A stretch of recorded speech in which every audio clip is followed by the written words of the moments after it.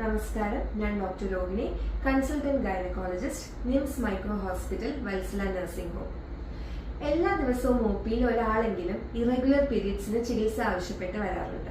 എന്നാൽ നിങ്ങൾ irregular periods എന്ന് പറയുമ്പോൾ ആദ്യം റെഗുലർ പീരീഡ്സ് എന്താണെന്ന് മനസ്സിലാക്കണം.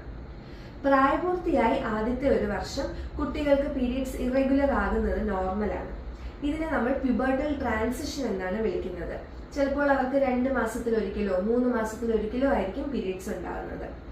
എന്നാൽ പ്രായപൂർത്തിയായി ഒരു വർഷത്തിന് ശേഷം 3 വർഷം വരെ എവറി 21 to 45 ഡേയ്സ്, അതായത് 21 മുതൽ 45 ദിവസത്തിനുള്ളിൽ നമുക്കൊരു തവണ പീരീഡ്സ് ആകണം.